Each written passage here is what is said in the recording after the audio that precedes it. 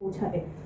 আসলে দেশের এই ক্রান্তি লগ্নে দাঁড়িয়ে যেখানে আমরা এত বড় একটা ক্রাইসিস পার করে এই মুহূর্তে এসে পৌঁছাতে পেরেছি, সেই মুহূর্তে আমরা আসলে সবাই চাইবো যে আমাদের দেশ যে জায়গা থেকে উঠে এসেছে, যে একটা কঠিন জায়গা থেকে, একটা কঠিন সিচুয়েশন থেকে উঠে এসেছে, তারপরে যেন সেই রকম সিচুয়েশন আমাদের আর পেতে না হয়।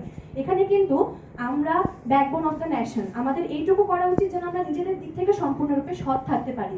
পরবর্তীতে যেন আমাদের মধ্য থেকে কোনো ফ্যাসিস্ট সরকার উঠে না আসে এবং অন্য কোনো দুর্নীতিপরায়ণ মানুষ উঠে না আসে।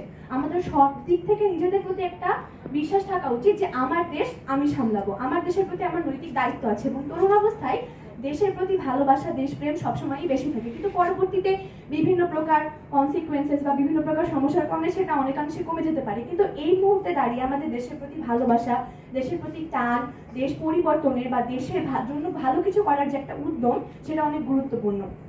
এবং তারুণ্য নির্ভর নতুন বাংলাদেশ গঠনের ক্ষেত্রে ম্যাম যেটি বলে গেলেন যে তরুণদেরকে আগে নিজেদের পরিবর্তন করতে হবে, তাদের মধ্যে নৈতিকতা আনতে হবে, ধর্মীয় নীতি অনুসরণ করে, সব ধরনের নীতি নৈতিকতা অনুসরণ করে আমাদের নিজেদের মধ্যে আগে নীতি নৈতিকতার একটি বিষয় আনতে হবে, যাতে আমরা নিজেরা নিজেদের দিক থেকে ক্লিয়ার থাকতে পারি এবং আমরা বুকে হাত রেখে বলতে পারি যে আমি আমার দেশকে ভালোবাসি, আমি আমার দেশের জন্য নিজের সর্বোচ্চটুকু দিয়ে করব।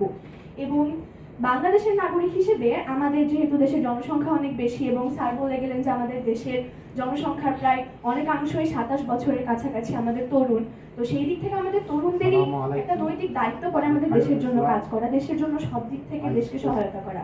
কিন্তু বর্তমানে দেখা গেলে কারোরই দেশে আগ্রহটা থাকে না, সবারই আগ্রহ থাকে বিদেশ চলে যাবো, বিদেশে যে এই করবো, হ্যান করবো, ত্যান করবো। কিন্তু আমাদের উচিত আমাদের দেশে থেকে দেশের ভালোর জন্য কাজ করা, দেশের নৈতিক বিষয়গুলোর প্রতি খেয়াল রাখা এবং দুর্নীতি থেকে মুক্ত থাকা, নিজেদের সৎ রাখা। এবং তারুণ্য নির্ভর বাংলাদেশের উদাহরণ আমরা প্রত্যেকবারই পেয়েছি।